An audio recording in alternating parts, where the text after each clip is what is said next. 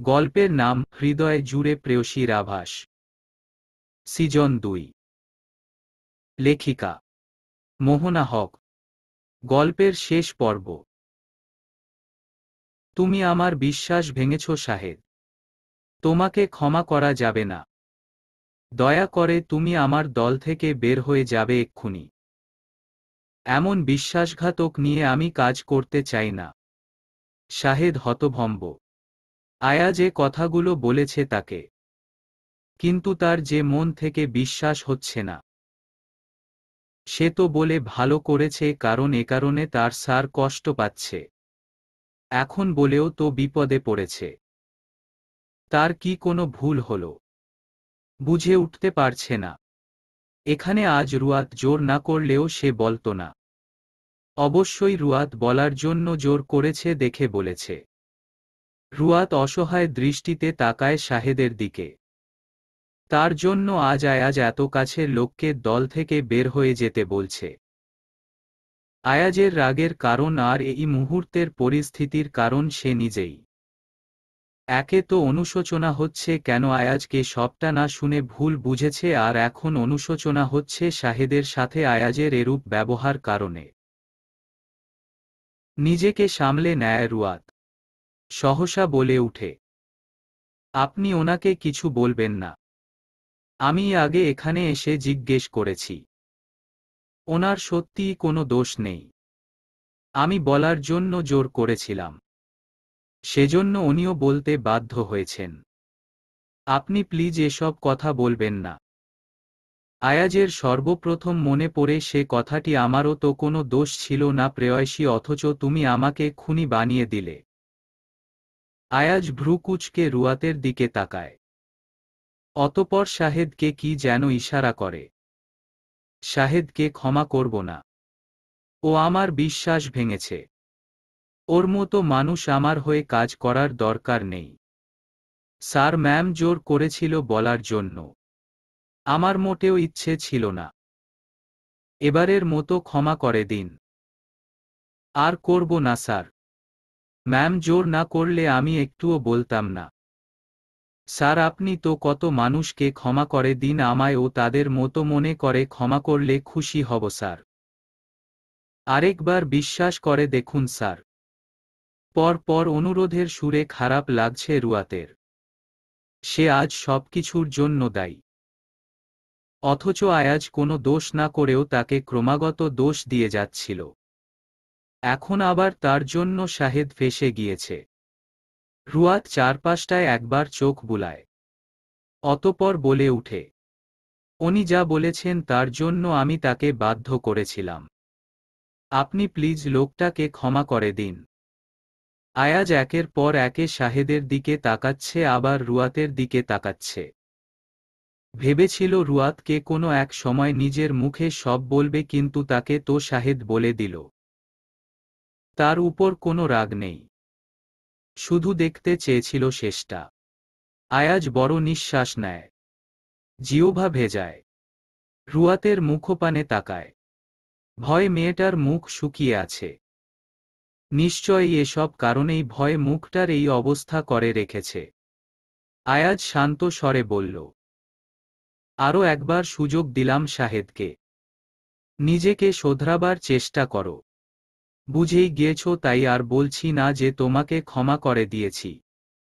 যেদিন আবার পূর্ণ বিশ্বাস অর্জন করতে পারবে, সেদিন মনে করবে তোমাকে আমি ক্ষমা করেছি। শাহেদ কথাটি শোনার পর খুশি হয়। সে জানে আয়াজ ক্ষমা করে দিয়েছে এবং সেটা মন থেকেই। কারণ আর যাই করুক সে অন্তত তার স্যারের ভালো খারাপ দিক সবটা বিবেচনা করে বলেছে। রুয়াদ যেন তার ভুলটা ঠিকঠাক বুঝতে পারে সেদিকে চিন্তা করে বলে দিয়েছে। শাহেদ হেসে মাথা দুলাতে দুলাতে চলে যায়। আয়াজ অদ্ভুত চাহনিতে তাকায়। রুয়াতের ভীষণ অনুশোচনা হচ্ছে। আয়াজের কাছে কিভাবে ক্ষমা চাইবে? তার কি আদৌ ক্ষমা চাওয়ার মতো অবস্থা রয়েছে? না জেনে শুনে লোকটাকে দোষ দিয়েই যাচ্ছিল। অথচ তার কোনো দোষ ছিল না। তবে সেদিনের কথা সত্য, আয়াজের ইগনোর রুয়াত সহ্য করতে পারছে না। অনেক সময়ের পর বলে উঠে, শাহেদ ভাইয়ার মতো কি আমাকেও ক্ষমা করা যায় না? মানুষ ভুল করে, তার জন্য এতদিন ধরে শাস্তি দেওয়া লাগবে? আমার শাস্তি যদি শেষ হয় তাহলে এবার ক্ষমা করে দিন। আর কখনো না জেনে শুনে কাউকে ভুল বুঝব না। সত্যি কথা বলছি, আমি আর সহ্য করতে পারছি না এগুলো। এখন শোনার পর সবটা আমার নিজের কাছে খারাপ লাগছে। সাধারণত যে কেউ শুনলে এটাই মনে করবে। আমার ক্ষেত্রেও ব্যতিক্রম কিছু হয়নি। আমাকে কি সত্যিই ক্ষমা করা যায় না এমপি সাহেব? এটুকুন বলেই রুয়াত থামে। বারবার কথা আটকে আসছে তার। আয়াজ নিঃশব্দে হেসে দেয়।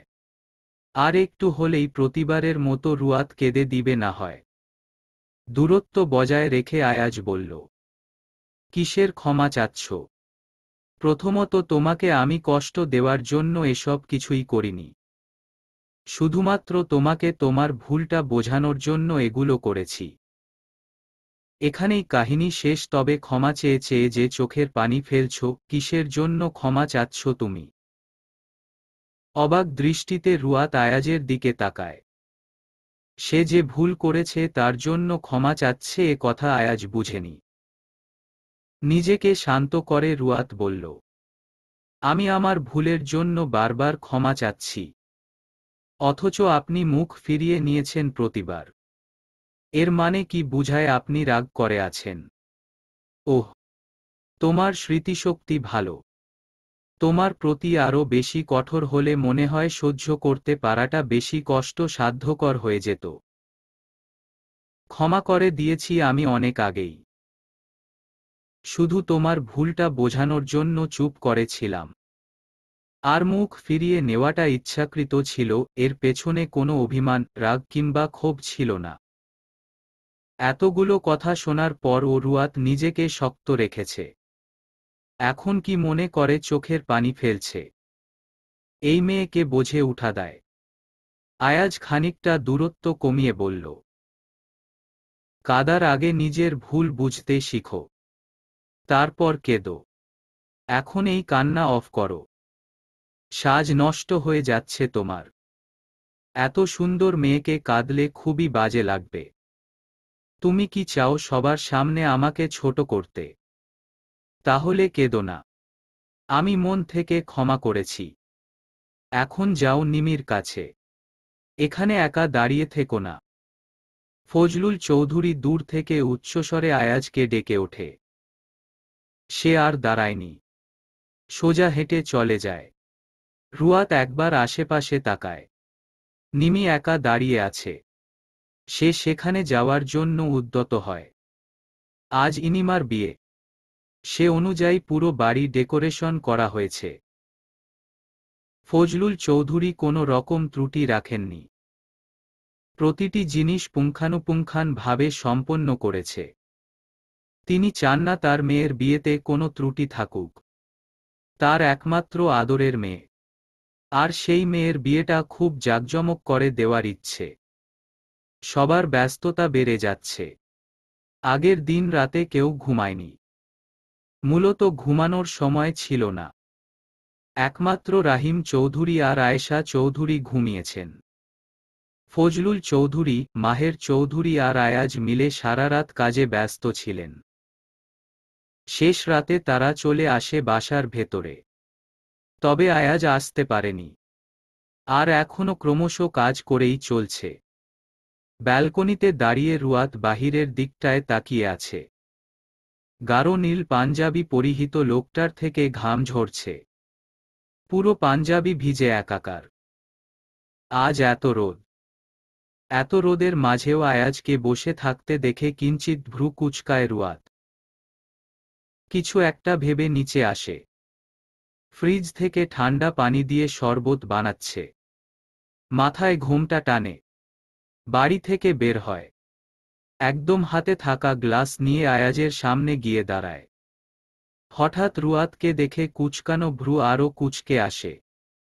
মেয়েটাকে ইশারা করে কিছু একটা।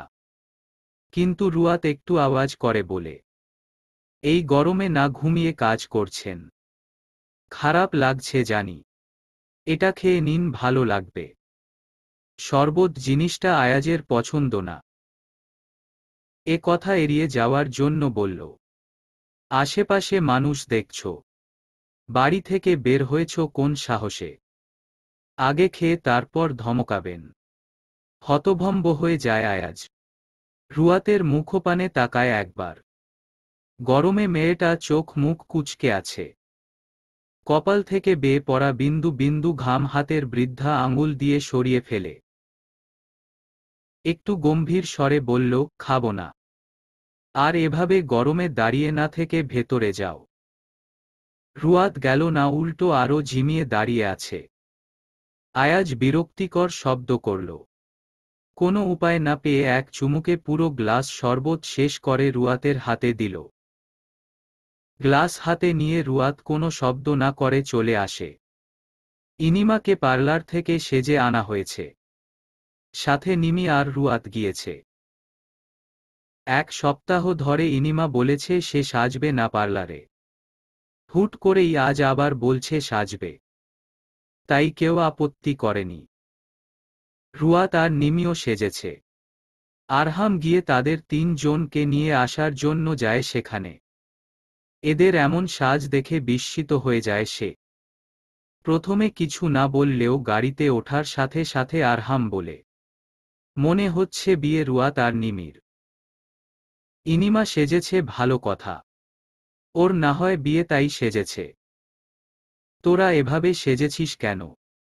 বিয়েটা তোদের হচ্ছে নাকি? নিমি একদম রেগে যায়। সেদিন একবার আয়াজ বলেছিল, আজ আবার আরহাম বলছে। আশ্চর্য, তারা কি সাজতেও পারবে না? তাদের একমাত্র বড় আপুর বিয়ে, সাজবে না তো কি করবে? আরহাম সামনে বসাতে নিমি তাকে ছুঁতে পারেনি। তবে কর্কশ গলায় বলল, আমাদের আপুর বিয়ে আমরা সাজব না তো কে সাজবে? যতদিন আপুর বিয়ের অনুষ্ঠান থাকবে ততদিন সেজেগুজে বসে থাকব। আমরা সাজলে তোমার এত সমস্যা কোথায়? রুয়াত কিছু বলল না। সে চুপ করে শুনে গেল শুধু। কারণ বুঝেছে আরহাম তাদের জ্বালাতন করার জন্য বলেছে। কিন্তু নিমির কি সে জ্ঞান বুদ্ধি আছে? সে তো না বুঝেই বলে ফেলে সব। আরহাম নিমির কথায় থতমত খেয়ে যায়। ইনিমা বলল, সেদিন একবার আয়াজ ভাইয়া এ কথা বলেছিল, আজ তুইও বলছিস। তা ওরা সাজবে না, আর আমি রাজি করিয়েছি সাজার জন্য। হয়েছে, 2 ভাই বোনকে বলছি আর এসব নিয়ে ঝগড়া করবি না। গাড়ির সামনে বসে থাকা ড্রাইভার হেসে দেয়। আজকের দিনেও ইনিমার শাসন যায়নি। একটু পর বিয়ে করে চলে যাবে শ্বশুরবাড়ি, অথচ এখনো ও আরহামকে বকাবকি করছে। গাড়ির ড্রাইভারকে এভাবে হাসতে দেখে আরহাম কপালে হাত ঘষে বলল, হাসেন কেন? ব্যাস, তার হাসি মুহূর্তের মধ্যেই উধাও হয়ে গেল। রুয়াত সবটা বুঝতে পেরে সেও হেসে দিল। ইনিমা আর সায়হানের বিয়ে শেষ। মোটামুটি ভালোভাবেই বিয়েটা সম্পূর্ণ হয় তাদের। বিবাহ বন্ধনে আবদ্ধ হওয়ার সেই পবিত্র শব্দ উচ্চারণ করতে গিয়ে কেঁদে দেয় ইনিমা। তারই সামনে ফজলুল চৌধুরী নিজেকে শক্ত করে বসেছিলেন। শেষ পর্যায়ে এসে তিনিও কেঁদে দেয়। মায়া চৌধুরী সেখান থেকে সরে এসেছেন। সহ্য করতে পারবেন না এমন মুহূর্ত। নিজের কোলেপিঠে করা মেয়েকে আজ অন্য একটা বাড়িতে পাঠিয়ে দিবে ভেবেই বুক পুড়ছে তার। কাঁদবেন না, মিস থেকে হয়ে যাওয়া মিসেস বিউটিফুল। আপনার যখন মন চাইবে তখন এ বাড়িতে চলে আসবেন। কেউ কিছু বলবে না। এখন কেঁদে নিজের সাজ একদম নষ্ট করে ফেলছেন। সবার অগোচরে সায়হান ইনিমার চোখের পানি মুছে কথাটি বলে। ইনিমা মনে মনে শুধু আওড়াচ্ছে, আপনি কি বুঝবেন? মুখে আর প্রকাশ করল না। তালুকদার বাড়ি থেকে লোকজন তাড়া দিচ্ছে বউ নিয়ে যাওয়ার জন্য। যা দেখে ইনিমার বুক ধড়ফড় করা শুরু করে। আর একটু পরেই তার বিদায়। এই বাড়ির প্রতি, বাড়ির মানুষের প্রতি মায়া ছেড়ে চলে যেতে হবে অন্য কোথাও, নতুন এক জায়গায়। একে একে সবার কাছ থেকে বিদায় নেয় ইনিমা। ফজলুল চৌধুরী রাহাজারি। আয়াজ সামলে রাখতে পারছে না কাউকে। একদিক দিয়ে মায়া চৌধুরী, আরেক দিক দিয়ে ফজলুল চৌধুরী। শেষ পর্যায়ে নিজের মেয়েকে বিদায় দিতে গিয়ে মায়া চৌধুরী জ্ঞান হারায়। রুয়াত নিমি বেঘরে ধরে কাঁদছে। ইনিমার বিদায়ে তাদেরও ভীষণ কষ্ট হচ্ছে। একসাথে কত দুষ্টমি করেছিল তারা। আয়াজের কাছ থেকে বিদায় নিয়েই আয়াজ তার বোনকে সায়হানের হাতে তুলে দেয়। আজ ফজলুল চৌধুরীর জায়গায় সে দায়িত্ব পালন করেছে। ইনিমাকে বিদায় দিয়েই তাড়াহুড়ো করে বাসায় চলে আসে। শাহেদ আজকেও এসেছে, তবে যায়নি এখনো। আয়াজের কাছ থেকে বলেই যাবে, স্যার আমি যাচ্ছি, কোনো দরকার হলে অবশ্যই কল দিবেন, আমি সাথে সাথে চলে আসব। পাশ ফিরে আয়াজ শাহেদের দিকে তাকায়। কিঞ্চিত ভ্রু কুঁচকায় তাকে দেখে। কি দরকারের কথা বলছো? রুয়াতকে ইশারা করে শাহেদ বলল, স্যার কিছু মনে না করলে একটা কথা বলি। ম্যাম যেভাবে কাঁদছে মনে হচ্ছে তার নিজের বিদায় হয়ে যাবে এখনই। আসলে উনি তো আর নিজের বিদায়ের সময় কাঁদতে পারবেন না, তাই হয়তো এখন কেঁদে নিচ্ছে। কারণ বিয়ে হলে তো তিনি এই বাড়িতেই থাকবেন, ওনার তো আর কোথাও যাওয়া লাগবে না, কষ্টও হবে না তেমন। সে কান্না এখন কাঁদছেন। আর চোখে আয়াজ শাহেদের দিকে তাকায়। তুমি বোধহয় ভুলে গিয়েছ কাকে দাঁড়িয়ে এসব বলছো। আমি মনে করে দিচ্ছি আমি তোমার স্যার। পরের বার বললে ভেবে চিনতে বলবে। শাহেদ হাসে মিটমিট করে। সব সময় রাগ দেখাবেন না স্যার। যাই ম্যামকে একটু সান্ত্বনা দিয়ে আসি। বলেই আর এক মুহূর্ত অপেক্ষা করল না শাহেদ। সোজা রুয়াতের সামনে দাঁড়ায়। আয়াজ দূর থেকে দাঁড়িয়ে সব দেখছে। পকেট থেকে টিস্যু বের করে রুয়াতের সামনে রাখতেই সে মাথা তুলে চায়। অতঃপর হেসে শাহেদ বলে উঠে, স্যার বলেছে বেশি কাঁদতে না। আর এই যে টিস্যু দুজনকে দিলাম। আবার কান্না আসলে এটা দিয়ে মুছবেন। এবার আমি আসি ম্যাম। মেহরুবা আমি তোমার কাছে একটা আবদার করছি। বলতে পারো ছোট বোনের কাছে বড় ভাইয়ের একটা আবদার রইল। তোমার মেয়েটাকে আমার ছেলে পছন্দ করে। রুয়াতকে আমি আমার ছেলের বউ করে ঘরে তুলতে চাই। মেহরুবা কিছুটা হকচকিয়ে যায়। প্রথম ফজলুল চৌধুরী আবদার করল তার কাছে, যা আগে কখনো করেনি। তাও এই সেই আবদার না। আয়াজের জন্য বউ হিসেবে রুয়াতকে নিতে চায়। কি বলবে মেহরুবা? এমন মুহূর্তে ফজলুল চৌধুরী এরকম আবদার করে বসল। আয়াজকে কোনো দিক দিয়ে খারাপ মনে হয়নি তার। যথেষ্ট ভদ্র, সুশীল ছেলে। তাহলে না বলার কথা না। মায়া চৌধুরী অধীর আগ্রহে অপেক্ষা করছেন উত্তর শোনার জন্য। মনে মনে ভয় হচ্ছে মেহরুবা আবার মানা করে দেয় কিনা। ফজলুল চৌধুরীও তাকিয়ে আছে উত্তর শোনার জন্য। মেহরুবা খানিকটা ঘাবড়ে যায়। অতঃপর বলল, আমার কোনো আপত্তি নেই ভাই। আমিও আমার মেয়ের জন্য এমন একজনকে চেয়েছিলাম। আয়াজকে আমি চিনি সে ছোট্টবেলা থেকে। কখনো খারাপ কিছু দেখিনি। আমার নিজের ছেলেকে যেভাবে দেখি, যেরকম ভাবে দেখি আয়াজকেও, সে তার বিপরীত নয়। এখন সরাসরি হ্যাঁ ও বলে দিতে পারছি না। কারণ রুয়াতকে আপনাদের পছন্দ হবে কিনা। শেষের কথাগুলো বলতে মেহরুবা সংকোচ বোধ করে। রুয়াত তার মেয়ে। আর সে কেমন এটা মেহরুবা ভালো জানে। মেয়েটাকে তাদের পছন্দ হবে কিনা তাও শুনতে হবে। শুধু আয়াজ পছন্দ করে তা শুনলে হবে না। যাদের ঘরের বউ হয়ে যাবে তাদেরও তো পছন্দ হতে হবে। ফজলুল চৌধুরী কিছুটা হাসে এমন কথায়। রুয়াতকে তার অপছন্দের নয়। শুধু যে আয়াজ পছন্দ করে বলে এই সম্বন্ধ নিয়ে এসেছে তা নয়।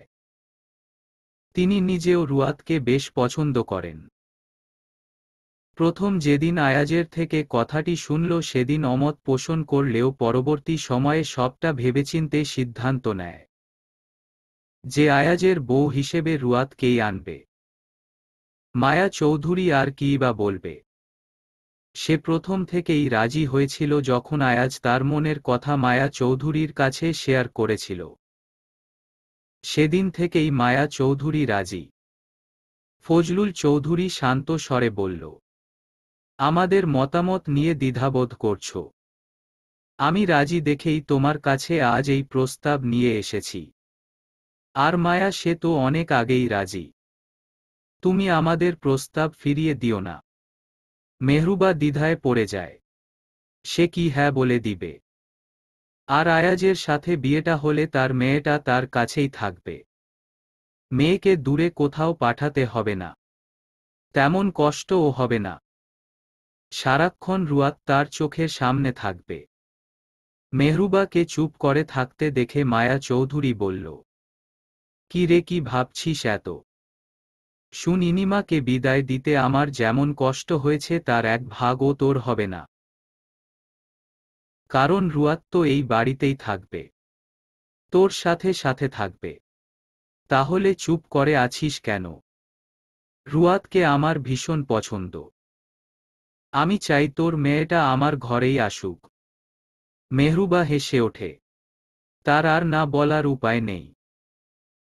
যেটার জন্য দ্বিধাবোধ কাজ করছিল সেটা দূর হয়ে গিয়েছে। ফজলুল চৌধুরীর আবদারটাও ফেললেন না। সব দিক চিন্তা ভাবনা করে সে সম্বন্ধটাতে সম্মতি দিয়ে দেয়। আর না করবেই বা কিভাবে? রুয়াতকে তাদের পছন্দ হয়েছে। যেহেতু রুয়াতের বাবা নেই, এখন বর্তমান অভিভাবক হিসেবে মেহরুবাই আছে, সেহেতু সব দিক ভেবে অতঃপর এই প্রস্তাবে রাজি হয়। চৌধুরী বাড়িতে প্রায় 8 মাস পর আবার বিয়ের আমেজ এসেছে। সেই যে ইনিমার বিয়ে হলো, এখন আয়াজের। সেদিন বাড়িতে আসার পর ফজলুল চৌধুরী জানায় আয়াজকে সব কথা। সে ভেবেছিল অনেক কষ্ট করতে হবে এটা নিয়ে, কিন্তু সেরকম কিছুই হলো না। একদম সহজভাবে রুয়াতকে পেয়ে গেল। ফজলুল চৌধুরী যে মেনে নিয়েছে এটা সম্পূর্ণ গোপন রাখা হয়েছিল। ইনিমার বিয়ে হয়ে যাওয়ার পর এখন প্রকাশ করা হয়েছে। আয়াজ চেয়েছে বিয়েটা একদম সাদামাটা করে করতে, কারণ সে আপাতত বিয়েটা করে রাখতে চায়। পরে বড় করে অনুষ্ঠান করা হবে। প্রথম ফজলুল চৌধুরী আর মায়া চৌধুরী রাজি না হলেও পরে রাজি হন। সব দিক চিন্তা ভাবনা করার পরের সপ্তাহে বিয়ের দিন তারিখ ঠিক করা হয়। এই কয়েকদিনে বিয়ে ঠিক হওয়ার পর রুয়াত আয়াজের সাথে দেখা করেনি। বাগানের এক কোণায় দাঁড়িয়ে আছে আয়াজ।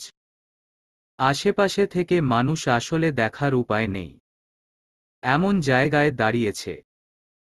বিকেলে তার আর রুয়াতের বিয়ে, তাই ঠিক করেছে আজ সে কোথাও যাবে না।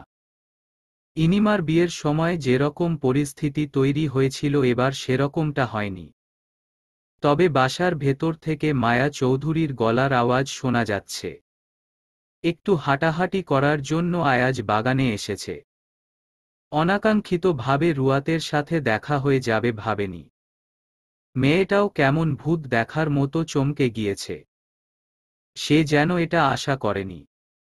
আয়াজ সম্পূর্ণ নিশ্চিত না যে রুয়াত সম্মতি দিয়েছে কিনা বিয়েতে, কারণ কাজের চাপে আর খোঁজ নেওয়া হয়নি একদম। সে সত্যিই জানতে চায় রুয়াত কি মতো আছে কিনা। তাই দাঁড়িয়ে না থেকে সরাসরি রুয়াতের সামনে গিয়ে দাঁড়ায়। চারপাশে তাকিয়ে খানিকটা ঘাবড়ে যায় মেয়েটা। আয়েশা চৌধুরীর করা আদেশ রুয়াত যেন ভুলে ও বিয়ের আগে আয়াজের সাথে দেখা না করে কিংবা কথা বলে। কথাটি কি সত্যি বলেছে কিনা মিথ্যে মজা করার জন্য বলেছে সেটুকু আর যাচাই করেনি রুয়াত। শুধু মাথা নেড়ে চলে এসেছিল তখন, কারণ সবাই উপস্থিত ছিল সেখানে। রুয়াত চলে যেতে নিলেই আয়াজ বলল, কথা আছে, যেও না। বলা আছে বিয়ের আগে যেন আপনার সাথে আমার দেখা বা কথা না হয়। আমার মোটেও ধারণায় ছিল না যে আপনি এই সময়ে এখানে থাকবেন। না হলে আমি কখনো এখানে আসতাম না। রুয়াতের এরূপ কথায় আয়াজ বিরক্ত হয়। সে মূলত জিজ্ঞেস করবে অন্য কিছু। তার আগেই এসব শুনে বিরক্তি প্রকাশ করল।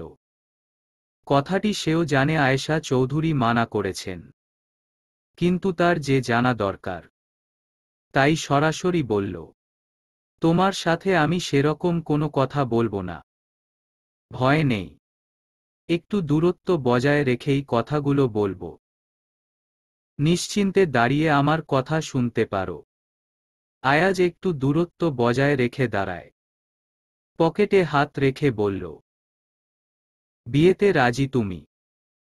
রুয়াত অবাক হয়ে আয়াজের দিকে তাকায়। আজ বিয়ে অথচ আজই জিজ্ঞেস করছে বিয়েতে রাজি কিনা। এ কেমন কথা? এতদিন পর জিজ্ঞেস করার কারণ? আজ বিয়ে আর আপনি আজ জিজ্ঞেস করছেন এটা? আয়াজ তার চুলগুলোতে হাত বুলায়। যদিও রুয়াতের কথায় যুক্তি আছে। এতদিন জিজ্ঞেস করতে পারেনি, প্রথমত তার ভীষণ কাজের চাপ ছিল, দ্বিতীয়ত আয়েশা চৌধুরী মানা করেছে, আর বাসায় থাকাকালীন সময়ে রুয়াত সামনে আসত না। সব সময় নিজেকে গুটিয়ে রেখেছে। তাহলে আয়াজ কিভাবে কথাটি জিজ্ঞেস করবে? আর এমন দিনেও কথাটি বলে কোনো লাভ হবে বলে মনে হয় না, কারণ আজ বিয়ে। আর রুয়াতের অমত থাকলে সে নিশ্চয়ই না বলে দিত। শুধু যে আয়াজকে জিজ্ঞেস করা হয়েছে তা না, রুয়াতকেও জিজ্ঞেস করা হয়েছিল। এটুকুই জানে সে। এর বাহিরে আয়াজ আর কিছু জানে না। তুমি সামনে এসেছ একবারও। আমায় দেখলেই তো নিজেকে গুটিয়ে রাখতে। তাহলে আমি কিভাবে তোমাকে জিজ্ঞেস করব কথাটা? নিমি রুয়াতের নাম ধরে ডেকে ওঠে হঠাৎ। এখন যদি সে ডাকতে ডাকতে এখানে চলে আসে, দেখে ফেলবে আয়াজের সাথে রুয়াত কথা বলছে। রুয়াত ব্যাপারটা নিমিকে জোরজবরদস্তি করে লুকাতে পারবে এখন, কিন্তু এক সময় মেয়েটা ঠিকই আয়েশা চৌধুরীকে বলে দিবে। অধর কামড়ে ধরে রুয়াত অসহায় দৃষ্টিতে আয়াজের দিকে তাকায়। সে কি করবে বুঝতে পারছে না। আয়াজ ইশারা করে বোঝায় চলে যাওয়ার জন্য। উত্তর আগেই পেয়ে গিয়েছে, এখন জানার প্রয়োজন নেই। তবে কিছুক্ষণ আগেও জানার ইচ্ছেটা ছিল। এই মুহূর্তে তা উধাও হয়ে গিয়েছে। প্রেয়সীর চোখমুখ দেখে বুঝে গিয়েছে সে রাজি বিয়েতে। তাই এখন আর আটকে রেখে কী বা করবে? এজন্য আয়াজ রুয়াতকে চলে যাওয়ার ইশারা করে। তৎক্ষণাৎ তার চারপাশে না তাকিয়েই রুয়াত সোজা দৌড় দেয়। আপনাকে খুব সুন্দর লাগছে মিসেস বিউটিফুল। শাড়িতে ভীষণ ভালো লাগছে। আয়নার সামনে দাঁড়িয়ে শাড়ি ঠিক করছে ইনিমা। বিছানায় পায়ের উপর পা তুলে আরাম আয়েশ করে বসে আছে সায়হান। দৃষ্টি তার একমাত্র বউয়ের দিকে। অসম্ভব সুন্দর লাগছে ইনিমাকে। এবং বিয়ের পর ইনিমা আরও বেশি সুন্দর হয়ে গিয়েছে, সায়হানের ধারণা এটা। শাড়ির আঁচল ঠিক করে সে পেছনে তাকায়। ভ্রু উঁচিয়ে বলল, আমি আগেও অনেকবার শাড়ি পরেছি, তখন কি ভালো লাগতো না? আমি সেরকমটা উল্লেখ করিনি মিসেস বিউটিফুল। আমার চোখে আপনি সব সময়ের জন্য সুন্দর। বিয়ের আগে যেমন এক সুন্দরী রমণী দেখেছিলাম ঠিক সেরকম এখনো লাগছে। তবে এখন আমার বউ হওয়ার পর থেকে আরও বেশি সুন্দর এবং ভালো লাগছে। শেষের কথাটি বলার সময় সায়হান হেসে ফেলে। খানিকটা ভ্রু কুঁচকায় ইনিমা। সায়হানের কথাটি কেমন ঘোলাটে লাগলো তার কাছে। তার বউ হওয়ার পর আরও সুন্দর হয়ে গিয়েছে। এটা কেমন কথা? হয়েছে, এসব কথা রাখুন। আমার কুচি ঠিক করে দিবেন। তাড়াতাড়ি আসুন, দেরি হয়ে যাচ্ছে আমার। আজ আয়াজের বিয়ে, সেজন্য ইনিমা শাড়ি পরেছে। তার ভাইয়ের বিয়ে বলে কথা। যেমনটি হোক অবশ্যই সুন্দর করে সাজতেন হবে তাকে। সে উদ্দেশ্য পরিকল্পনা নিয়ে আজ শাড়ি পরা। যদিও অনেক আগে থেকেই শাড়ি পরা বাদ দিয়েছে। আজ তার ভাইয়ের বিয়ে বলে আর এই সুযোগ হারাতে চায় না। আসার সময় অনেকগুলো শাড়ি নিয়ে এসেছিল, সেখান থেকেই একটা পরে নিয়েছে। ইনিমার এমন তারা দেখে সায়হান হাসে। দ্রুত গতিতে তার স্ত্রীর সামনে এসে দাঁড়ায়। অতঃপর হাঁটু গেড়ে বসে কুচি ঠিক করে দেয়। এই কাজ আরও অনেকবার করেছে। যতবার ইনিমা শাড়ি পরেছে ততবার সায়হান শাড়ি ঠিক করে দিয়েছে। কুচি ঠিক করা শেষে সায়হান সোজা হয়ে দাঁড়ায়। হয়েছে, এবার এই সুবাদে আমায় কিছু দিন, যেহেতু আমি আপনার কুচি ঠিক করে দিলাম। অধর মেলে হাসে ইনিমা। স্বাভাবিক স্বরে বলল, মাথাটা একটু নিচু করুন। সঙ্গে সঙ্গে সায়হান মাথা নিচু করে। ইনিমা তার মাথাটা উঁচিয়ে সায়হানের কপালে অধর ছুঁয়ে দেয়। আর একটুও না দাঁড়িয়ে রুম থেকে বের হয়ে আসে। ইনিমার অধরের ছোঁয়া পেতেই সায়হান মাথা তুলে তাকায়। তখনই নজর পড়ে লজ্জায় তার বউয়ের বের হয়ে যাওয়াটা। মনে মনে আওড়ায়, আমার মিসেস বিউটিফুল। ইনিমা নিমি মিলে যেভাবে পেরেছে সেভাবে রুয়াতকে সাজিয়েছে। তবুও খুব জোর করে সাজিয়েছে তারা। মোটেও এভাবে সাজার ইচ্ছে ছিল না। এক প্রকার জোর করে সাজানো হয়েছে তাকে। রুয়াতকে সাজিয়ে দেওয়ার পর হঠাৎ নিমি মন খারাপ করে বলল, সবার বিয়ে হয়ে যাচ্ছে। রুয়াত অবাক চাহনিতে নিমির দিকে তাকায়। মেয়েটার চিবুক ধরে প্রশ্ন করে, ঘুরে ফিরে কি বলতে চাচ্ছিস সেটা বললে আমরা খুশি হব। আমি আর ইনিমা আপু কি বলবো মেজো মাকে যাতে তোকেও বিয়ে দিয়ে দেয়। একবার শুধু হ্যাঁ বল, আমি এক্ষুনি গিয়ে বলছি। জিহ্বা কামড়ে ধরে নিমি। তার এই কথাটি মোটেও উচিত হয়নি রুয়াত আর ইনিমার সামনে বলার। সে তো মজা করে বলেছে। এটা কি রুয়াত সিরিয়াসলি নিয়ে নিল নাকি? কথা এড়ানোর জন্য বলল, আরে আমি সেরকম কিছু উদ্দেশ্য করে বলিনি। তোর তো সাজ শেষ হয়েছে, এবার আমি গেলাম রেডি হতে। কেমন দেখাচ্ছে আমায় দেখেছিস তো? তোমরা থাকো, আমি যাচ্ছি। নিমি চলে যায়। ইনিমা কিছুক্ষণ রুয়াতের সাথে কথা বলে সেও চলে আসে সেখান থেকে। রুয়াত এক জায়গায় সুন্দর করে বসে হাতে থাকা চুড়িগুলো বাজাচ্ছে। ঝনঝন আওয়াজ হচ্ছে তাতে। একটু পর মায়া চৌধুরী আর মেহরুবা এসে স্বর্ণ পরিয়ে দিয়ে যায়। মেহরুবা কিছু সময় রুয়াতকে বুঝিয়ে শুনিয়ে সেও তার কাজে চলে যায়। বিকেল গড়িয়ে সন্ধ্যা হয়ে আসছে। চারপাশে আজান দেওয়া হচ্ছে। রুয়াত বিছানা ছেড়ে সোজা হয়ে দাঁড়ায়। মায়া চৌধুরী তাকে নিয়ে যেতে এসেছে। তিনি রুয়াতকে নিয়ে নিচে আসেন। কিছু কিছু আত্মীয় স্বজনদের কথার আওয়াজ শোনা যাচ্ছে। যারা একদম খুব কাছের তাদের শুধু বলা হয়েছে। আয়াজ তার অফিসের কাউকেই বলেনি। সে নিজ ইচ্ছেতেই বলেনি। সুষ্ঠুভাবে বিয়ে সম্পন্ন হয়। মেহরুবা ব্যস্ততার কারণে আর তার মেয়ের কাছে যেতে পারেননি। সাধারণত মেয়ের বিয়ের সময় যেরকম কষ্ট হয় সেরকম কোনো কষ্টই হয়নি মেহরুবার। ইনিমা রুয়াতকে আয়েশা চৌধুরীর রুমে নিয়ে যায়। বিয়ে শেষ হওয়ার পরই আয়াজ বাহিরে চলে আসে। আয়েশা চৌধুরীর পাশে বসতেই তিনি রুয়াতের চিবুক ধরে বললেন, মাশাআল্লাহ, খুব সুন্দর লাগছে আমার নাত বউকে। পরক্ষণেই রাহিম চৌধুরী বলল, আয়াজ বলেছিল বিয়ে করবে না। কতবার আমি বললাম তাও বলেছে করবে না, অথচ এখন সরাসরি বিয়ে করে ফেলল। রুয়াত মুখে আঁচল চেপে হাসে। সেই মনে হয় একমাত্র মেয়ে যে কিনা বিয়ের সময় কাদার পরিবর্তে হাসছে। আয়াজের বাসায় ফিরতে রাত হয় একটু।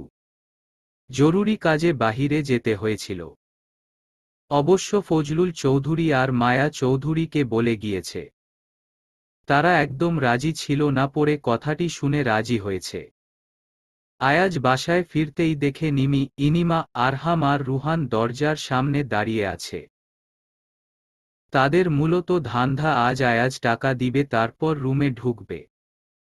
অনেকক্ষণ যাবৎ এক প্রকার ঝগড়াঝাটি করার আয়াজ তাদের দাবি করা টাকা পরিশোধ করেই তবে রুমে ঢুকল। বিছানার মধ্যিখানে রুয়াত চুপিসারে বসে আছে। নতুন বিয়ে করা বউ তার। মিটমিট করে হাসে আয়াজ। ধীর পায়ে সামনে এগোয়। আচমকা রুয়াতের হাত ধরে টেনে তার সম্মুখে দাঁড়া করাই। স্বাভাবিক স্বরে বলে, এখন আর পালাবে না। ঘাবড়ে যায় মেয়েটা। ফের আয়াজ বলল, আগে বলো খেয়েছ কিছু? জি। ফ্রেশ হবে না? অস্বস্তি লাগছে তাই না? যাও ফ্রেশ হয়ে আসো, আমি অপেক্ষা করছি। রুয়াত ফ্রেশ হতে যায়। ইনিমা একটা শাড়ি দিয়ে গিয়েছিল, সেটাই পরে আবার বের হয়। আয়াজ তার গায়ের পাঞ্জাবি খুলে হ্যাঙ্গারে ঝুলিয়ে রেখেছে। সোফায় মাথায় হাত দিয়ে বসে আছে। চোখ মুখ ভীষণ কুঁচকানো। রুয়াত সামনে এগিয়ে এসে বলল, মাথা ব্যথা করছে আপনার? মাথা তুলে আয়াজ রুয়াতের দিকে তাকায়। মেয়েটার হাত টেনে ধরে তার পাশে বসায়। এক হাত জড়িয়ে ধরে বলল, কিছু কথা বলবো, মনোযোগ দিয়ে শুনবে। সর্বপ্রথম কথা, তোমাকে আমি ভালোবাসি। আজ কথাটি বলতে দ্বিধাবোধ কাজ করবে না, কারণ তুমি আমার বিয়ে করা বউ। ভালোবাসি সেটা একদিনের না বহুদিনের বলতে পারো। আর তোমার কাছ থেকে কিছু লুকাবো না। সেদিন তুমি যা শুনেছ সেটা সত্যি ছিল। তবে শাহেদ তোমায় যা বলেছে সেটাও সত্যি। দুটোর মধ্যে কোনো ভুল নেই। আমি মারার চিন্তাভাবনা করেছিলাম। পরবর্তী সময়ে আমি মারিনি। একদম কিছু না করেই ছেড়ে দিয়েছিলাম। এখন প্রশ্ন জাগতে পারে কেন হঠাৎ এসব বলছি, কারণ তোমার বিশ্বাস সবচেয়ে জরুরি আমার কাছে। সেদিন তারা আমাকে মেরে ফেলার প্ল্যান করেছিল, ভবিষ্যতে এমন হবে হুট করে মেরে ফেলেছে। শাহেদ বলেছিল না আমি নিজেকে প্রোটেক্ট করার জন্য চেষ্টা করছি, এটাও মিথ্যে নয়। যদি কখনো এমন পরিস্থিতি তৈরি হয় তাহলে নিজেকে সামলে রেখো। তোমার কথা চিন্তা করে আমি সব ছেড়ে দিলাম। এবার নিজেকে বোঝানোর দায়িত্ব তোমার। শেষের কথাগুলো শুনে রুয়াত থমকে যায়। অনাকাঙ্ক্ষিতভাবে চোখ দিয়ে পানি পড়ে কয়েক ফোঁটা। আজ যে তাকে এসব শুনতে হবে মোটেও কল্পনা করেনি। আয়াজ রুয়াতের চোখের পানি মুছে দিয়ে বলল, কাদার জন্য এসব বলিনি। নিজেকে আগে বুঝতে শিখো, তারপর মন খুলে কেঁদো। যদিও তোমার কান্না আমি সহ্য করতে পারি না। অন্তর পোড়ায় ভীষণ। আয়াজ উঠে দাঁড়ায়। রুয়াতের জন্য কেনা গিফট বের করে তার হাতে দেয়। ভ্রুকুচকে জিজ্ঞেস করে, এটা কি? তোমাকে যে আমি এত কষ্ট দিলাম তার জন্য উপহার বলতে পারো। আপাতত পুষিয়ে নাও, অন্যগুলো ভালোবাসা দিয়ে পুষিয়ে দিব। রুয়াত বক্স খুলে দেখে একটা হীরার রিং। আয়াজ কোনো কিছু চিন্তা ভাবনা না করেই রুয়াতের হাতে তা পরিয়ে দেয়। হাতের উপর ছোট ছোট চুমু খায়। রুয়াত নিজেকে গুটিয়ে ফেলল না, বরং উল্টো চেয়ে থাকল। অনেক সময় নিয়ে তারপর আয়াজ মুখ খুলে বলল, তোমাকে আজ ভালোবাসার অধিকার দিবে প্রেয়সী। লজ্জায় মাথা নুইয়ে নেয় রুয়াত। আয়াজ প্রেয়সীর কোমর জড়িয়ে ধরে। এক হাত ঘাড়ে রাখে। নীরবতা সম্মতির লক্ষণ। আয়াজ বুঝে গিয়েছে। মেয়েটার পাতলা অধরে অধর ছুঁয়ে দেয়। তৎক্ষণাৎ মুখ সরিয়ে নেয়। বক্ষে আবদ্ধ করে নরম স্বরে বলল, ভালোবাসি আমার প্রেয়সী, খুব বেশি ভালোবাসি তোমায়। কেটে যাবে হাজার হাজার বছর, শেষ হবে না ভালোবাসার প্রহর। সূচনা হয় নতুন এক ভালোবাসার। বহু বছরের জমিয়ে ভালোবাসা পূর্ণতা পায় নতুন রূপে। উন্মাদনার চাদরে মুড়িয়ে যায় দুজন। ঠান্ডা কনকনে একটি রাত। শীতের রাতে গুরুত্বপূর্ণ আলোচনায় ডুবে আছে চৌধুরী পরিবার। কেউ কেউ তো খুশিতে আত্মহারা, আর কারো মনে বিষাদে ছেয়ে গিয়েছে। মন খারাপ নিয়েও ফজলুল চৌধুরী, মাহের চৌধুরী আর আয়াজের বক্তব্যগুলো ক্রমাগত শুনে যাচ্ছে। নেই কোনো সম্পর্ক, তবু মন কেন বারবার অহেতুক কথা ভাবছে। এটার কোনো অর্থ খুঁজে পাচ্ছে না নিমি। তার পাশেই দাঁড়িয়ে আছে রুয়াত। জেবা, মেহরুবা সবাইকে চা দিয়ে এক কোণায় দাঁড়ায়। মায়া চৌধুরীর শরীরটা বেশি সুস্থ না থাকায় আসতে পারেননি এখানে। আয়াজ স্বাভাবিক স্বরে বলল, নিমির যদি কোনো সমস্যা না থাকে তাহলে কাল সে পাত্রপক্ষের সামনে যাবে। আমরা এখনই কিছু ঠিক করিনি। সব দেখে শুনে তারপর ঠিক করা হবে। নিমির সামনে যেতে তো কোনো সমস্যা নেই। কথা বলার মাঝে আয়াজ একবার রুয়াতের দিকে তাকায়। তার প্রেয়সী ভীষণ রাগ করে আছে। এটা দেখেই বোঝা যাচ্ছে। নিমি হাত কচলাতে শুরু করে। মাহের চৌধুরীর ভয়ে কিছু বলছে না কিংবা সাহস পাচ্ছে না। তার যে এখন বিয়ে করার ইচ্ছে নেই। তবে এ কথা বলার মতো সাহস নেই তার। জেবা একটু স্বর উঁচিয়ে বলল, নিমি সামনে যাবে। ওর কোনো আপত্তি নেই। অসহায় দৃষ্টিতে নিমি তার মায়ের দিকে তাকায়। তার যে আর কিছু বলার নেই। প্রাপ্তবয়স্ক মেয়ে, অথচ এখনো নিজের ব্যাপারে কোনো সিদ্ধান্ত নেওয়ার ক্ষমতাটুকু হয়নি। মাহের চৌধুরী আরও কিছু কথা বলে চলে গেলেন। এক এক করে সবাই যে যার মতো মতামত দিয়ে চলে গেল। রুয়াত নিমির কাঁধে হাত দিয়ে বলল, চিন্তা করিস না, আমি ওনাকে বুঝিয়ে বলবো। আর এখন তো কিছু ঠিক হয়ে যাচ্ছে না, তাই না? রাত হয়েছে অনেক, শুয়ে পড়। কালকেরটা কাল দেখা যাবে। নিমি মাথা নেড়ে চলে যায়। তার এসব নিয়ে কথা বলতে ভালো লাগছে না। যেখানে তার কথার কোনো মূল্য নেই সেখানে কথা বলে কোনো লাভ আছে কি? শীতের রাতে সবাই আগেই খেয়ে ফেলেছে। তাই বেশিক্ষণ কাউকে অপেক্ষা করতে হয়নি। খাওয়ার পর আলোচনা করছিল সবাই। আলোচনা শেষে সবাই এক এক করে রুমে চলে গিয়েছে। তবে আয়াজের উপর অভিমান করে রুয়াত রুমে যায়নি। প্রথমত নিমির ব্যাপারে আয়াজের এরূপ বক্তব্য। দ্বিতীয়ত কোনো একটা ঝামেলা নিয়ে রুয়াতের এত অভিমান। সময় স্বল্পতার জন্য আয়াজ সে অভিমান ভাঙাতে পারেনি। রুহান আর রুয়াত একই কম্বলের নিচে শুয়ে রাজ্যের আলাপ আলোচনা জুড়ে দিয়েছে। কয়েক বছরের ব্যবধানে অনেকটা বড় হয়ে গিয়েছে রুহান। যথেষ্ট জ্ঞান বুদ্ধি হয়েছে এখন। অনেকক্ষণ যাবৎ অপেক্ষা করার পর ও রুয়াত রুমে আসছে না দেখে এবার আয়াজ প্রচণ্ড ক্ষোভ নিয়ে রুম থেকে বের হল। প্রতিদিন এই এক কাহিনী, ভালো লাগছে না আর। মেয়েটা বড় হয়েছে অথচ এখনো পাগলামো কমেনি। গায়ে চাদর পেঁচিয়ে আয়াজ বের হয় রুম থেকে। রুহানের রুম থেকে রুয়াত গলার স্বর আসছে দেখে সেদিকটায় পা বাড়ায়।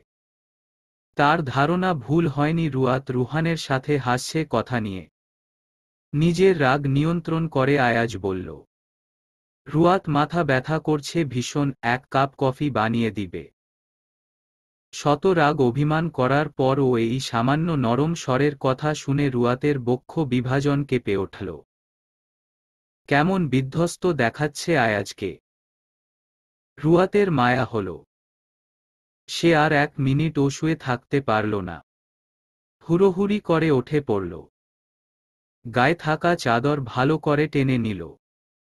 কোনো রকম কথা না বলেই বের হয়ে গেল রুম থেকে। সে মূলত কফি বানাতে যাবে এখন। লোকটার উপর যত অভিমান করে থাকুক, এমন আবদার ফেলার মতো ক্ষমতা নেই তার। আয়াজ মুচকি হেসে রুমের লাইট বন্ধ করে বলল, আমার একমাত্র শালা বাবু, এখন তোমার ঘুমানোর সময়। ঘুমিয়ে যাও। বেশি রাত জেগো না, বুঝেছ? বলেই আয়াজ উচ্চস্বরে হেসে বের হয়ে আসে। রুহান বোকা বোকা ভাব নিয়ে চেয়ে আছে। হুটহাট এমন কথা তার বোধগম্য হল না। সবাই ঘুমিয়ে যাওয়ার কারণে পুরো বাড়ি অন্ধকার হয়ে আছে। তবে রুয়াত যে সোজা হেঁটে রান্নাঘরের দিকেই যাচ্ছে এটা আয়াজ ভালোই টের পাচ্ছে। দ্রুত পায়ে সামনে এগিয়ে আয়াজ রুয়াতের হাত ধরে ফেলে কোনো কিছু বলার সুযোগ না দিয়েই কোলে করে রুমে নিয়ে আসে। রুমে এসেই রুয়াতকে নামিয়ে দেয় কোল থেকে। কিছুটা রাগ করে রুয়াত বলল, আমায় কোলে নিয়েছেন কেন? বাচ্চা মনে হয়। আর আপনি না বলেছেন কফি খাবেন, তাহলে রুমে নিয়ে এসেছেন কেন? আয়াজ তার গায়ে থাকা চাদর বিছানার উপর রাখে। সরু চোখে রুয়াতের দিকে তাকায়। কোলে নিয়েছি তোমাকে রুমে নিয়ে আসার জন্য। ঘড়ি দেখেছ কয়টা বাজে? আসছিলে না কেন রুমে? ঘাবড়ে যায় রুয়াত। আয়াজ রাগ দেখাচ্ছে তার সাথে। নিজেকে সামলে রুয়াত বলল, রাগ দেখাবেন না। আমার রুমে না আসার কারণ আপনার অজানা নয়। স্বাভাবিক স্বরে আয়াজ বলল, সেসব বাদ দাও। এখন তাড়াতাড়ি আমায় জড়িয়ে ধরো। ঠান্ডা লাগছে ভীষণ। সরুন। আমি রুহানের কাছে যাব। আপনার সাথে থাকার কোনো মানে হয় না। আপনি তো শুধু নিজের স্বার্থ বুঝেন, যাকে সহজ সরল বাংলা ভাষায় বলে স্বার্থপর। আয়াজ হেসে দেয় রুয়াতের এমন কথা শুনে। কি কারণে রুয়াত এমন রাগ ঝাড়ছে এটাও বুঝে গিয়েছে। মেয়েটা রুম থেকে বের হওয়ার আগে পেছনে থেকে গিয়ে জড়িয়ে ধরে। কাঁধে মাথা রেখে বলল, তুমি জানো না তোমার উপরে আমার অধিকার বেশি। রাগ করা ভালো, তবে সেটা সব সময়ের জন্য না। কিছু কিছু সময়ে রাগ করার আগে অবশ্যই বুঝে শুনে করতে হবে। আমি দেখেই তো তুমি সারাদিন রাগ করতে পারো। অন্য কেউ হলে হিতে বিপরীত হয়ে যেত। বুঝেছ আমার প্রেয়সী? পুরো কথাটি শুনে রুয়াত পেছনে ফিরে আয়াজের দিকে তাকায়। আমার রাগ করাটা অস্বাভাবিক নয় কি? সেটা একবারও বলিনি। সারাদিন আমার প্রেয়সীকে সময় দিতে পারি না। সে তার মতো একা একা দিন কাটায়। ইভেন কল দিয়েও খোঁজ নিতে পারি না।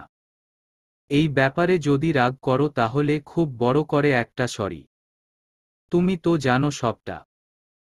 আর জেনে রাগ করছো প্রেয়সী? এত অবিচার করছো আমার উপর। রুয়াত শেষের কথা শুনে খানিকটা হেসে দেয়। একে তো আয়াজ ঝাপটে ধরে আছে, আবার এসব বলছে। এখন তো মনে হচ্ছে আয়াজ অবিচার করছে রুয়াতের উপর। নিজেকে ছাড়ানোর জন্য রুয়াত বলল, হয়েছে এবার তো ছাড়ুন আমায়। রাত অনেক হয়েছে, ঘুমোতে হবে। আমাকে দেখলে তোমার ঘুম আসে, কিন্তু আমার তোমাকে দেখলে বড্ড ভালোবাসতে ইচ্ছে করে। আয়াজ রুয়াতের থেকে সরে আসে। চুপচাপ বিছানায় গিয়ে শুয়ে পড়ে। রুয়াত এক জায়গায় দাঁড়িয়ে থেকে দেখে যাচ্ছে সবটা। তাড়াতাড়ি বুকে আসো রুয়াত। ভীষণ শীত করছে। আর শীতের রাতে একা দাঁড়িয়ে থাকতে হয় না। অবশ্যই বরকে জড়িয়ে ধরে একটা দুর্দান্ত ঘুম দেওয়া উচিত। রুয়াত হকচকিয়ে যায়। মুহূর্তের মধ্যেই আবার ফোঁস করে নিঃশ্বাস ছাড়ে। এসব কথা আয়াজ আজ আর কাল বলেনি। সে 4 বছর ধরে রুয়াত এসব শুনে আসছে। আজকাল এসব কথা বলতে আয়াজের মোটেও খারাপ লাগে না। অভ্যস্ত হয়ে গিয়েছে। রুয়াত কোনো কথা না বলেই শুয়ে পড়ে। আয়াজ রুয়াতকে টেনে তার বক্ষে জড়িয়ে ধরে। রুয়াতের গালের দুপাশে হাত রেখে অধরজোড়ায় চুমু খায়। কয়েক মিনিট বাদেই আবার ছেড়ে দেয়। রুয়াত বালিশে মুখ চেপে মিনমিন করে বলে, বুড়ো হয়েছে তাও তার এসব পাগলামো কমেনি। দুর্ভাগ্যবশত আয়াজ কথাটি শুনে শুয়ে থাকা অবস্থায় নিজের টি শার্ট টেনে ঠিক করে। অতঃপর বেশ গর্ব করে বলে, এক কথা বারবার শুনতে ভালো লাগে না প্রেয়সী। পরের বার থেকে নতুন কিছু বলার চেষ্টা করবে। আর আমি যে বুড়ো হয়ে যাইনি এটা তুমি প্রতিরাতেই টের পাও। তবুও একই কথা বারবার বলে কেন শক্তি খরচ করো বলো তো? নির্লজ্জ। শুধু তোমার জন্য প্রেয়সী। আয়াজ এটা বলে নিজেই হেসে দেয়। লজ্জায় রুয়াত আর সেদিকে ফিরতে পারেনি। কোনো একটা কথা বললেই এভাবে লজ্জা পেতে হয় প্রতিনিয়ত। মুখ বালিশ চেপে অন্যদিকে মুখ রেখে ঘুমায় রুয়াত। পেছনে থেকে আয়াজ আষ্টেপৃষ্ঠে জড়িয়ে ধরে। এবার তার শান্তি শান্তি অনুভব হচ্ছে। ফের আয়াজ আবারও বলল, বউ মানেই শান্তি। 8 মাসের অন্তঃসত্ত্বা ইনিমা। হাঁটা চলায় ভীষণ কষ্ট হয় আজকাল। বাসায় শুধু সায়হান আর ইনিমা একাই থাকে। সায়হানের বাবা মারা গিয়েছেন বছর খানেক আগে। এখন ইনিমার দেখভাল করার জন্য শুধু সায়হান আছে। আর অন্য কোনো বাহিরের মানুষকে বাড়িতে ঢোকার অনুমতি দেয়নি সায়হান। সারাদিন অফিস করার পর টুকটাক হেল্প করে ইনিমাকে। মাঝেমধ্যে চৌধুরী বাড়ি থেকে কেউ কেউ এসে থেকে যায় ইনিমার কাছে। আজ নিমিকে দেখতে আসবে শুনেও বাবার বাড়িতে যেতে পারেনি ইনিমা। একটাই সমস্যা, তার শারীরিক অবস্থা বেশি একটা ভালো না। সকালে ঘুম থেকে উঠে ইনিমা সায়হানকে দেখল না। আজ শুক্রবার, তাই আজ আর অফিস যাবে না সে। রান্নাঘর থেকে টুকটাক আওয়াজ আসছে। ইনিমা বুঝে গিয়েছে সায়হান সকালের নাস্তা বানাচ্ছে। আস্তে ধীরে বিছানা ছেড়ে রান্নাঘরের দিকে পা বাড়ায়। তার ধারণা ভুল হয়নি, সায়হান পরোটা ভেজে তুলে রাখছে অন্য পাত্রে। সায়হানের পিঠে হাত রেখে দুর্বল স্বরে ইনিমা বলল, তুমি এত কষ্ট করতে গিয়েছ কেন? আমি তো করতে পারতাম। তুমি সরো, আমি করছি। আমি কষ্ট করছি যেন আমার বাবুর আম্মুর কষ্ট না হয়। তুমি বিশ্রাম করো। এদিকটা আমি সামলে নিতে পারবো মিসেস বিউটিফুল। যেটুকু করেছ এখন এটা রাখো। ফ্রাই প্যানে পরোটা দিয়ে সায়হান হাসিমুখে পিছন ফিরে। উফ, আমার মিসেস বিউটিফুল একটু বেশি বেশি করছে। বলেছি না তোমাকে বিশ্রাম করতে? তুমি গিয়ে বসো সোফায়। ইনিমা সায়হানের পিঠে মাথা রাখে। ভালো লাগছে না সায়হান? আজ তোমার বাড়িতে যেতে পারছো না বলে মন খারাপ, তাই না? মন খারাপ করো না। আমার বাচ্চাটা একবার পৃথিবীতে আসলে তুমি সে বাড়িতে সারাক্ষণ আসা যাওয়া করো, আমি কিচ্ছুটি বলবো না। আমি এই কাজটা শেষ করেই আসছি, তুমি গিয়ে বসো। তারপর একদম মন ভালো করে দিব। সায়হান কাজের ফাঁকেও টুপ করে চুমু খায় ইনিমার গালে। বউকে একটু হাসি খুশি আর ভালো রাখার চেষ্টা চালিয়ে যাচ্ছে। ইনিমা হেসে মাথা দুলিয়ে চলে আসে সেখান থেকে। গাঢ় খয়েরি রঙের শাড়ি রুয়াত নিমিকে পরিয়েছে অনেক যুদ্ধ করে।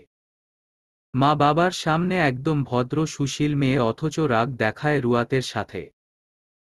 মেহরুবা একটা শাড়ি দিয়ে গিয়েছিল নিমি পরানোর জন্য।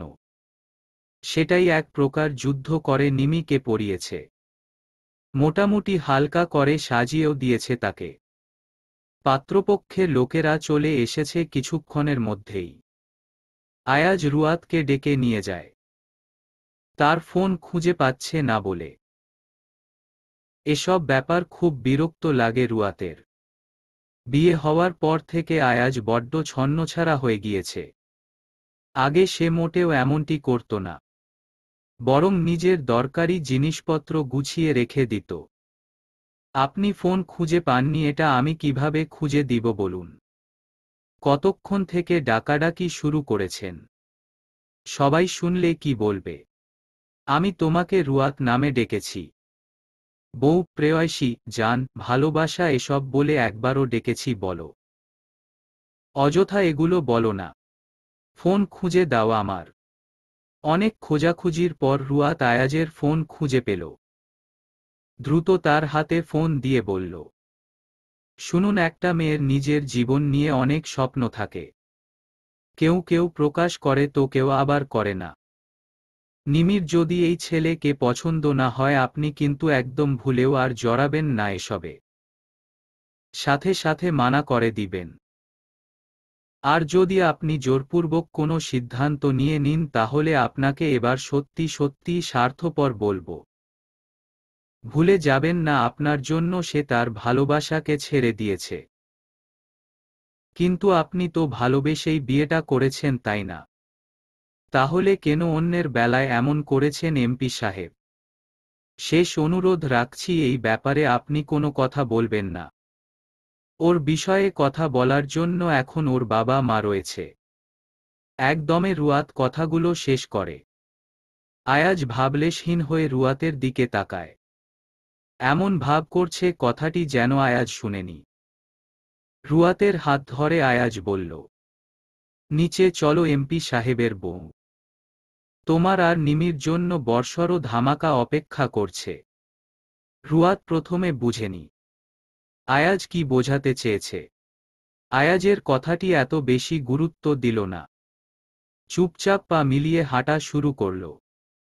বড় করে মাথায় ঘোমটা টেনে নেয়। নিচে নামতেই তার চোখ ছানাবড়া হয়ে যায়।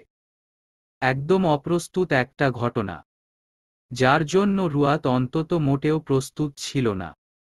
এমনকি ভাবতেও পারেনি এমন কিছু যে হবে। শাফি গুটিসুটি মেরে বসে আছে। তার দুপাশে দুজন মহিলা আর দুজন পুরুষ। এদেরকে রুয়াত ভালো করেই চেনে। শাফির মা বাবা আর তার ভাই বোন। কিন্তু এরা এখানে কি করছে? তাহলে কি এরাই পাত্রপক্ষের লোকজন ছিল? রুয়াত সবাইকে সালাম দেয়। পরক্ষণেই অবাক হয়ে আয়াজের দিকে তাকায়। আয়াজ কিছু না বোঝায় মতো ভান ধরেছে। রুয়াত সবচেয়ে বেশি অবাক হয় মাহের চৌধুরী আর ফজলুল চৌধুরী কি সুন্দর হেসে হেসে কথা বলছে তাদের সাথে। আয়াজ ও তার ব্যতিক্রম কিছু করছে না। সবার সাথে খুব সুন্দর করে কথা বলে চলেছে। একে একে মায়া চৌধুরী, জেবা আর মেহরুবা এসে দেখা করে। সব শুনে রুয়াত বুঝেছে শাফির বাড়ির লোকজন নিমিকে দেখতে এসেছে। কার অনুভূতি কি রকম সেটা রুয়াত জানে না। তবে মন থেকে সে সত্যিই খুব খুশি হয়েছে। আর এই ধামাকার কথাই আয়াজ বলেছিল। এবার বুঝেছে রুয়াত। আয়াজ তাহলে রুয়াতের কথা ফেলে দেয়নি। আবার ফজলুল চৌধুরী আর মাহের চৌধুরীর কাণ্ডেও বেশ অবাক হয়।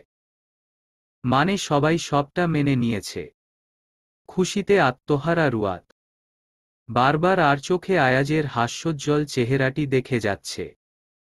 বারংবার চোখ বেয়ে পানি উপচে পড়ছে নিমির। এতদিন পর শাফিকে দেখে মনের মধ্যিখানে এক প্রকার ঝড়ের সৃষ্টি হয়। নিমি আর শাফিকে আলাদা কথা বলার জন্য পাঠানো হয়েছে একটা রুমে। নিমি তো কথা বলছে না, উল্টো অনেকক্ষণ যাবৎ কেঁদে চলছে। তার এতদিন গোপনে রাখা শাফির জন্য ভালোবাসা, মায়া যেন একটু একটু করে প্রকাশ হয়ে যাচ্ছে। টিস্যু দিয়ে নিমি চোখের পানি ক্রমশ মুছে নিচ্ছে। শাফি হাত কচলাতে শুরু করে। সে জানে আজকের নিমির এই কান্নার পেছনে সেও দায়ী। তবে মেয়েটাকে বোঝাতে পারছে না সবটা। এক মুহূর্তে সব সংকোচ বোধ কাটিয়ে শাফি বলে উঠে, আমি কি চলে যাব এখান থেকে? নিশ্চুপ নিমি। ফের শাফি আবারও বলল, তুমি রাজি না হলে এই সম্বন্ধ এগিয়ে নিয়ে যাওয়ার মানে হয় না নিমি। কান্না থামাও। আর আমাকে অনুমতি দাও কিছু বলার। আমার সত্যিই তোমাকে অনেক কিছু বলার আছে। বড় বড় নিঃশ্বাস ছাড়ে নিমি। একটু দূরত্ব বজায় রেখে বসে। তার কান্না থেমে যায়, যা দেখে শাফির মন আহত হয়। নিজেকে নিয়ন্ত্রণ করে নিমি বলল, বলো কি বলবে। শাফি ঢোক গিলে অতপর বলা শুরু করে, যখন আয়াজ ভাই আমার সাথে দেখা করা নিয়ে তোমাকে আর রুয়াতকে মেরেছিল, তখন তোমাদের বাড়ি পাঠিয়ে দেওয়ার পর আয়াজ ভাই আমাকে দেখা করতে বলেছিল পরের দিন। আমিও দেখা করি ওনার সাথে। উনি আমাকে একদম সরাসরি বলে দিয়েছিল যাতে আমি তোমার সাথে কোনো রকম যোগাযোগ না করি। আমি একদম চুপিসারে ভাইয়ের কথাগুলো শুনে গিয়েছিলাম। আমিও তখন ওনার সামনে বলেছিলাম তোমাকে আমি ভালোবাসি না। কথাটি বলার একমাত্র কারণ ছিল আমি শুধু তোমার ভালো চাই। আর সেজন্য কথাটি বলতে বাধ্য হয়েছি। আয়াজ ভাইয়ের সামনে বলেছিলাম তোমার থেকে আমি দূরে চলে আসব। তোমার অজান্তেই হবে সেটা। ঠিক তাই করেছিলাম, যাতে কেউ অন্তত আমার কারণে তোমাকে খারাপ না বলে। সবার সামনে আয়াজ ভাই থাপ্পড় মেরেছিল তোমাকে আর রুয়াতকে। চেয়েও কিছু বলতে পারিনি। এরপর শত কষ্ট হওয়ার পর ও তোমার সাথে যোগাযোগ বন্ধ রেখেছিলাম। জানো, তখন আমি চারপাশে অস্থিরতা, অন্ধকার বলতে আর কিছুই দেখিনি। তুমিও আমার মতো ঠিক এভাবে কষ্ট পেয়েছ, জানি আমি সেটা। কষ্ট পাওয়াটা আমাদের কপালে ছিল। আমরা দুজন পরিস্থিতির শিকার হয়ে মুখ বুজে সবটা সহ্য করেছিলাম। হঠাৎ একদিন আয়াজ ভাই আবারও আমাকে ডেকে পাঠায়। আমিও দেখা করতে যাই। তারপর উনি আমাকে সবটা বুঝিয়ে বলেন। ওনার কথায় সম্পূর্ণ যুক্তি ছিল। আমরা সমবয়সী। তোমার বয়স যা, আমারও ঠিক তাই। তখন সবেমাত্র এইচএসসি দিয়েছি। আমার ইনকাম করার কোনো সোর্স ছিল না। আর সে বয়সে কোনো ভালো চাকরিও পাওয়া যায় না। তোমার সাথে তখন আমার বিয়ে হলে কে আমাদের সংসার চালাতেন? আমার বাবা ভাই। এসব কথা আয়াজ ভাই আমাকে বুঝিয়েছেন। আমি তখনই সবটা বুঝি। উনি বলেছিলেন এমন ভাবে নিজেকে তৈরি করতে যাতে তোমাদের পরিবার কখনো না বলে। আর তোমার জন্য আমি ঠিক ছিলাম। আয়াজ ভাই নিজে ঠিক করেছে। তবে তোমাকে জানাতে মানা করেছিল। আমিও ওনার কথা মেনে চলেছি। তাই আজ এখান পর্যন্ত আসতে পেরেছি। আয়াজ ভাই কাল কল দিয়ে বলল আমার বাবা মা ভাই বোন নিয়ে তোমাকে দেখতে আসার জন্য। সবাইকে বলার পর তারা একদম রাজি হয়ে যায়। আর আজ যে আমরা আসব, এটা এক প্রকার উপহার হিসেবে রাখা হয়েছে তোমার জন্য। তোমার বাবা মা সবাই রাজি। এখন যতটুকু সামর্থ্য আছে তা দিয়ে অন্তত তোমাকে কারো ভরসায় চলতে হবে না। তুমি একজন দায়িত্ববান পুরুষের যোগ্য বউ হবে। দিনশেষে আমিও চিৎকার করে বলতে পারবো আমিই সে পুরুষ যে কিনা প্রেমিকার জন্য আজ প্রতিষ্ঠিত হতে পেরেছি। এবার সম্পূর্ণ কথাটি পরিষ্কার হয়ে গেল নিমির কাছে। আয়াজের উপর তার আর কোনো চাপা অভিমান নেই। সে তো ভালোর জন্য নিমি আর শাফিকে আলাদা করেছিল। না হলে কি তারা দুজন দুজনের মর্ম বুঝত? আর তাদের শেষ পরিণতি কি এত বেশি সুন্দর হতো? নিজের সব রাগ অভিমান ঝেড়ে নিমি শাফির হাতে মাথা রেখে কেঁদে দেয়। এত সুখের মাঝেও তার ভীষণভাবে কান্না পাচ্ছে। তবে এ কান্নায় নেই কোনো দুঃখ। আছে শুধু একরাশ সুখ আর সুখ। তোমাকে আবারও পাবো বাবিনী। ঠিক এভাবে পেয়ে যাব কখনো কল্পনা করিনি। সে মুহূর্তে মনে হয়েছিল সব বোধহয় শেষ এখানেই। শেষ থেকে আবার শুরু হয়েছে এখন। শাফি অধর মেলে হাসে। নিমির হাতে অধর ছুঁয়ে দেয়। এবার বলো, বিয়ে করবে তো আমায়? না হলে কিন্তু তুলে নিয়ে বিয়ে করে ফেলব শ্বশুর শাশুড়ির অনুমতি নিয়ে। নিমি দুবার মাথা ঝাঁকায়। তার অদ্ভুত রকমের শান্তি লাগছে। নতুন করে যে আবার ভালোবাসা ফিরে পাবে এটা একবারের জন্যও ভাবেনি। তৃপ্তিমূলক হেসে নিমি বলল, ভালোবাসি শাফি। খুব বেশি ভালোবাসি। আমি তোমার প্রাক্তন হয়ে নয়, ভবিষ্যৎ হয়ে থাকতে চাই নিমি। অনেক বেশি ভালোবাসি তোমায়। পারিবারিকভাবে আলাপ আলোচনা করে নিমি আর শাফির বিয়ে ঠিক করা হয়। মূলত এখন আকদ করে রাখা হবে। বিয়েটা তাদের অনার্স শেষ হলে তবেই হবে। মাহের চৌধুরী ভীষণ খুশি হয়। বাড়ির প্রত্যেকটি সদস্যও খুশি হয় এমন সংবাদে।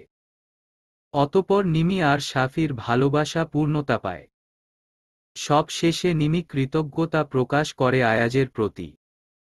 ব্যালকনিতে আয়াজ দাঁড়িয়ে দাঁড়িয়ে কথা বলছে কারো সাথে ফোনে। পুরো রুম অন্ধকার করে রেখেছে। রুয়াত ধীর পায়ে রুমে প্রবেশ করে দরজা বন্ধ করে দেয়। আস্তে ধীরে পা ফেলে পেছনে থেকে আয়াজকে জড়িয়ে ধরে। চারপাশে ঠান্ডা বাতাস বইছে। আর এইদিকে প্রেয়সী এভাবে জড়িয়ে ধরেছে। কথা বলার মাঝেও আয়াজ মুচকি হাসে। কিছুক্ষণ কথা বলার পর কলটা কেটে রুয়াত টেনে সামনে আনে। ভ্রু কুঁচকে তাকায় তার দিকে। স্বার্থপর বলবে না। কোনো কথা না বলে রুয়াত আয়াজকে শক্ত করে জড়িয়ে ধরে। বলবো না। কারণ আপনি সেরকম কোনো কাজ করেননি। এত রূপ নারীর। আমি বলেছিলাম নারী ভয়ঙ্কর প্রেয়সী। আজ মিলে গেল। রুয়াত মাথা তুলে আয়াজের দিকে তাকায়। দাড়িভর্তি দুগাল চেপে ধরে। পা উঁচু করে আয়াজের মাথাটা একটু এরকম নিচে এনে ভালোবাসার ক্রমশ কারণ কি অধর প্রেয়সী? ছুঁয়ে দেয় কপালে। নিমি আর শাফিকে মিলিয়ে বেশ দিলাম কয়েক সেই মিনিট জন্যে? পার হয়ে গিয়েছে, তাও না রুয়াত এমপি ছাড়ছে সাহেব, না। এটা আর আপনারই আয়াজ প্রাপ্য। ও একইভাবেই আছে। তা শুনতে চাইবে না কিভাবে ওদের মিল হলো? হুম, শুনতে চাই না। এখন আমি ভালোবাসলে কিন্তু তা সহ্য করতে পারবে না রুয়াত। ছাড়ো আমায় বলছি। বেসামাল হয়ে পড়েছি অলরেডি আমি। রুয়াতের থেকে আয়াজ নিজেকে ছাড়িয়ে নেয়। মেয়েটার দুই হাত আবদ্ধ করে তার এক হাত দ্বারা খুব কাছে নিয়ে নিল, আরেক হাত ধরে কোমরের পাশে রাখল। বলেছিলাম না ছেড়ে দিতে, কিন্তু ছাড়োনি এতক্ষণ। এবার প্রস্তুত হও আমার ভালোবাসার জন্য। মুহূর্তের মধ্যেই আয়াজ রুয়াতের অধর জোড়ায় তার অধর ছুঁয়ে দেয়। রুয়াত আঁকড়ে ধরে আয়াজের কাঁধের পাশের অংশ। গভীর চুম্বনে কেঁপে উঠল সমস্ত শিরা উপশিরা। তৈরি হলো এক অদৃশ্য অনুভূতি, যা শুধু অনুভব করাই যায়। মিনিট কয়েক বাদে আয়াজ রুয়াতকে ছেড়ে নরম স্বরে বলল, আমার এই হৃদয় জুড়ে প্রেয়সীর আবাস। সমাপ্ত। শ্রোতা বন্ধুরা, গল্পটি শুরু থেকে শেষ পর্যন্ত শোনার জন্য এবং সাথে থাকার জন্য চ্যানেলের পক্ষ থেকে অসংখ্য ধন্যবাদ। এই গল্পটি শুনে আপনার কেমন লাগলো অবশ্যই কমেন্ট করে জানিয়ে দিতে ভুলবেন না। আর নতুন নতুন গল্পগুলো পেতে অবশ্যই আমাদের এই চ্যানেলটি সাবস্ক্রাইব করে সাথে থাকবেন। ধন্যবাদ।